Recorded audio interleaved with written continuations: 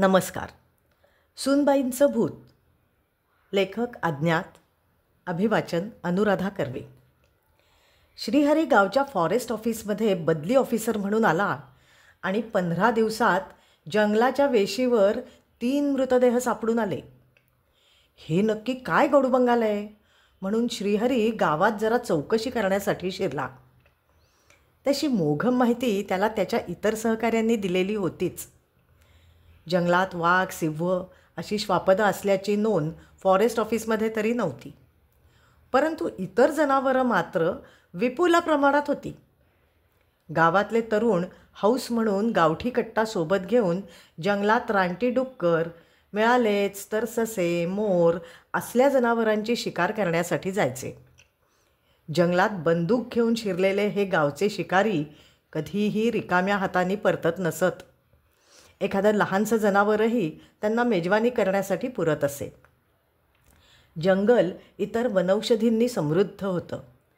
जंगलाच्या मध्यभागी अखंड 12ही महिने खळाळून वाहणारा धबधबा होता आणि धबधब्याच्या पाण्यावर डोलणारी संथ वाहणारी शीतल नदीही होती. अनेक तऱ्हेची फुलं, अनेक रानटी फळांनी समृद्ध असं ते जंगल होतं. परंतु म्हणतात ना, कधीकधी दैवाच्या मनात काही वेगळंच असतं. शांत अशा या गावात एक अप्रिय घटना घडली आणि गावचे आणि गावकऱ्यांचे नशीबच बदललं. गावच्या पाटलांची मुंबईहून आलेली नवी सूनबाई आपल्या नवऱ्यासोबत आपल्या मुंबईच्या मित्रमैत्रिणींना सोबत घेऊन फॉरेस्ट ऑफिसची ओपन जीप आणि गावठी बंदूक सोबत घेऊन एखादं रानटी डुक्कर किंवा एखादं जनावर मटणासाठी मिळेल म्हणून शिकारीसाठी जंगलात गेली. पाटलाचा मुलगा तसा मुंबईचाच, बेताल, बेशिस्त, उनाड, वाकड्या बुद्धीचा. बायकोला आणि इतर मित्रमैत्रिणींना सोबत घेऊन जीपनं जंगलात वाऱ्याच्या वेगाने शिरला. बराच वेळ फिरले. सगळं कसं छान चाललं होतं. पण संध्याकाळी मात्र गावात जीपमधून पाटलाचा मुलगा आणि इतर मित्रमैत्रिणी धाय मोकलून रडत माघारी आले. पाटलाच्या सुनेवर वाघाने झडप घातली आणि तिला ओढत अगदी जंगलाच्या मध्यभागी असलेल्या धबधब्यापर्यंत वाघ घेऊन गेलेला इथपर्यंत सर्वांनी पाहिलं. सोबत असणारे सर्वजण मनात असूनही तिला मदत करू शकले नाहीत, कारण वाघाच्या रौद्रावतारासमोर तिला वाचवण्याचं कोणाचंही धाडस झालं नाही. फॉरेस्ट ऑफिसचा स्टाफ, गावच्या पोलीस ठाण्याचे सर्व अधिकारी जंगलात इन्व्हेस्टिगेशनसाठी गेले, मात्र त्यांना जंगलात कुठेही पाटलाची सून अथवा तिच्या शरीराचे अवशेषही सापडले नाहीत. मात्र धबधब्याजवळच्या दगडांवर भरभरून सांडलेलं रक्त, सूनबाईंच्या साडीचे फाटलेले तुकडे, चपला, हातातील चमचमणारे हिऱ्याचे काकण, कानातले चमचमणारे हिऱ्याचे डूल मात्र सापडले. इतक्या अस्ताव्यस्त पसरलेल्या ऐवजावरून एवढं नक्की झालं की वाघानं सूनबाईंना खाऊन टाकलं असेल अथवा नदीच्या प्रवाहात तिचं शव वाहून गेलं असेल. अनेक दिवस तपास करूनही जेव्हा सूनबाईंचा काही मागमूस लागला नाही, तेव्हा पोलिसांनी तपास थांबवून सूनबाईची फाईल बंद केली. पाटलांनी आणि त्यांच्या उनाड मुलांनी बायकोचे विधी ब्राह्मणाला विचारून पूर्ण केले आणि सूनबाई आता परत कधीही येणार नाहीत असं स्वतःला समजावून आपल्या रोजच्या दिनचर्येला सुरुवात केली.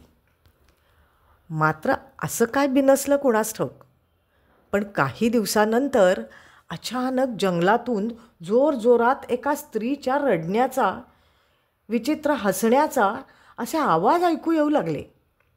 मला वाचवा, वाघ आला, वाघ आला, वाचवा, वाचवा असा आवाज ऐकू येऊ लागला. जंगलातून बेफाम दगडांचा वर्षाव होऊ लागला. जंगलाची पाहणी करताना फॉरेस्ट ऑफिसर जखमी होऊ लागले. रडण्याचा, हसण्याचा आवाज नक्कीच पाटलांच्या सूनबाईचाच आहे हे पक्क झालं.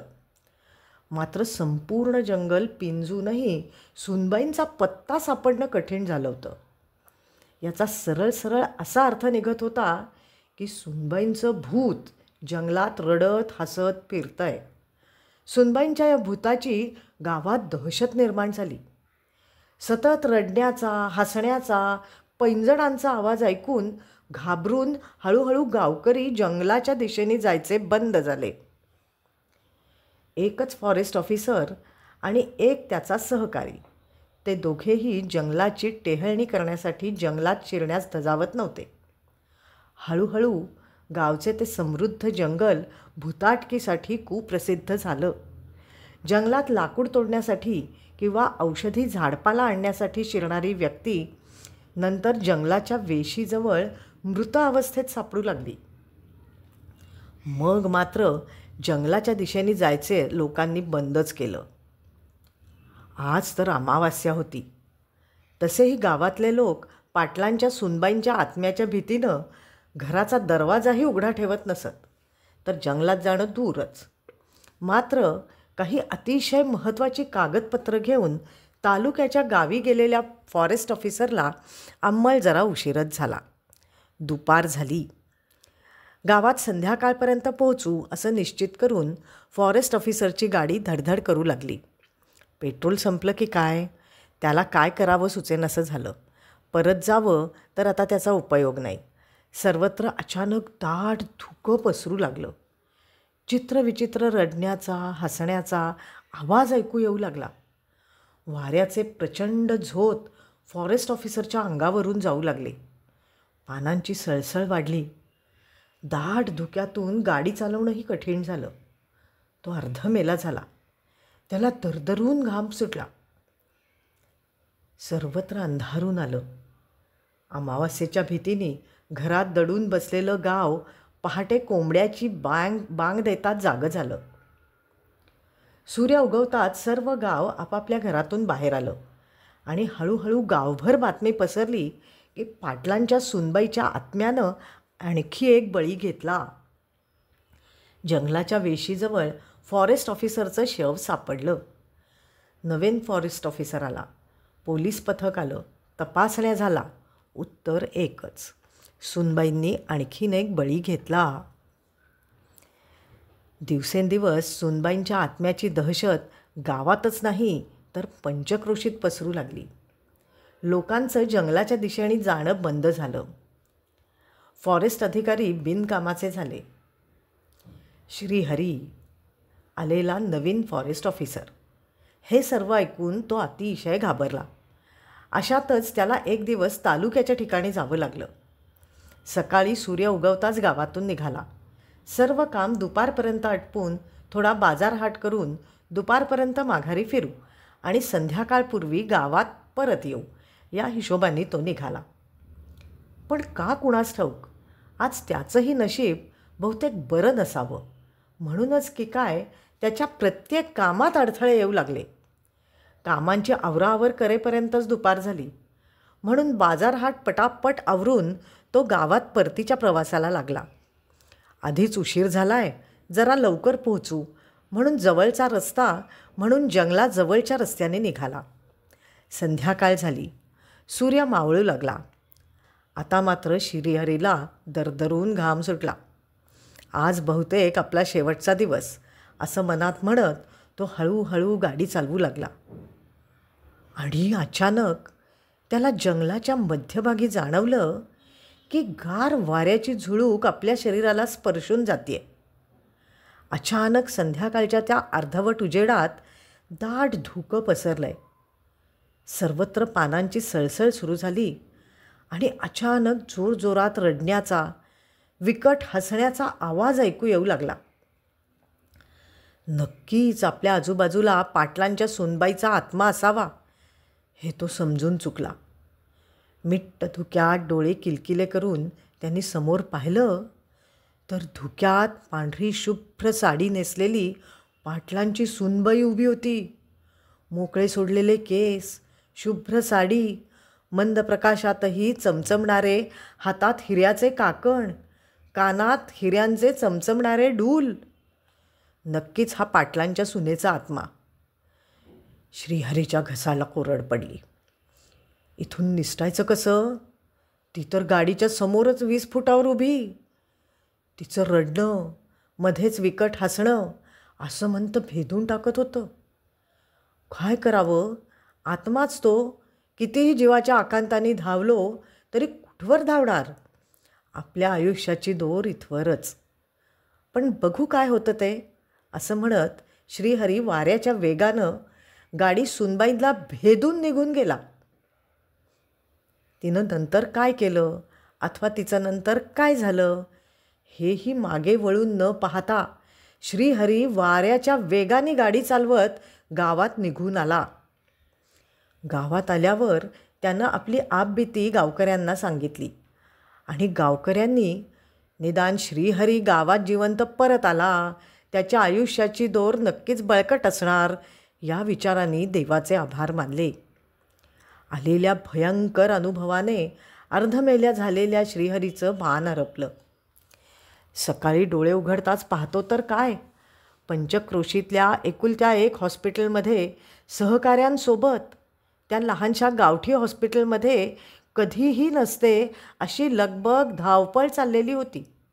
बाजूच्याच खाटेवर पाटलांच्या मुलावर उपचार सुरू होते, तर दुसऱ्या खाटेवर रक्तानं माखलेली शुभ्र साडी नेसलेल्या सुनबाईंवर उपचार सुरू होते. आता सगळी परिस्थिती श्रीहरीच्या लक्षात येऊ लागली. पाटलाचा मुलगा ऐशारामी होता. जसा नवरा तशीच ऐतखाऊ त्याची बायको. गावातील घनदाट जंगलाच्या मध्यभागी असलेल्या 12ही महिने धोधो वाहणाऱ्या धबधब्याचा आणि धबधब्याच्या पाण्यावर वाहणाऱ्या नदीचा उपयोग आपण बनावट विदेशी मद्य निर्मितीसाठी करू शकतो आणि पाण्यासारखा पैसा कमावू शकतो. पण त्यासाठी फॉरेस्ट ऑफिसची परवानगी मिळणं कठीण. म्हणून जंगलात फॉरेस्ट ऑफिसचीच गाडी घेऊन मित्रांसोबत जंगल सफारीसाठी जाणं, तिथे सुनबाईचं गायब होणं, धबधब्याजवळच्या खडकाळ जागी रक्ताचे डाग सोडणं, सुनबाईंचे चमचमणारे हिऱ्याचे काकण आणि चमचमणारे हिऱ्याचे डूल पुढे नक्कीच वातावरण निर्मितीसाठी उपयोगी पडू शकतात, म्हणून तेही धबधब्याच्या जंगलात सोडणं अशी योजना आखून पाटलांच्या मुलानं, सुनेनं आणि त्यांच्या मित्रपरिवारानं ती अंमलातही आणली. नंतर सुनबाईंच्या रडण्याचा, हसण्याचा आवाज ऐकवून लोकांमध्ये भुताटकीची दहशत निर्माण केली. हळूहळू गावकऱ्यांचंच नाही तर फॉरेस्ट ऑफिसरचंही जंगलाकडे न फिरकणं हे पथ्यावर पडल्यानं जंगलात अगदीच मध्यावर धबधब्याजवळ बनावट विदेशी मद्य निर्मितीचा छोटा कारखाना बनवला गेला. तसंही भुताटकीच्या भीतीनं धबधब्याजवळ कोणीही फिरकत नव्हतंच आणि कोणी शिरलाच जंगलात, सापडलाच तर त्याला नियोजन पद्धतीनं ठार मारलं जाय. लोकांच्या भीतीचा, अज्ञानाचा फायदा घेऊन पाटलाचा मुलगा बनावट विदेशी मद्य शहरात विकून बक्कळ पैसे कमवू लागला होता. पण फॉरेस्ट ऑफिसर श्रीहरीच्या एका कृतीनं सगळाच कारभार उघड झाला आणि सर्व गाव पाटलांच्या सुनबाईच्या भूताच्या दहशतीतून मुक्त झाला. आज पाटलाची सुनबाई आणि मुलगा तुरुंगात खडी फोडत आहेत, तर मुलाच्या कर्तृत्वानं पाटलानं अंथरूण धरलं आहे. सर्व गाव भीतीमुक्त जगत आहे. जंगलात गुरंढोरं चरायला नेणं, लाकूड फाटा, वनौषधी यासाठी जंगलात बिनघोर जाणं परत सुरू झालं आहे. तर नवीन ऑफिसर श्रीहरीचे त्याच्या हातून नकळत घडलेल्या कृतीमुळे बहादुरीसाठी पारितोषिक देऊन सन्मान केला गेला आहे.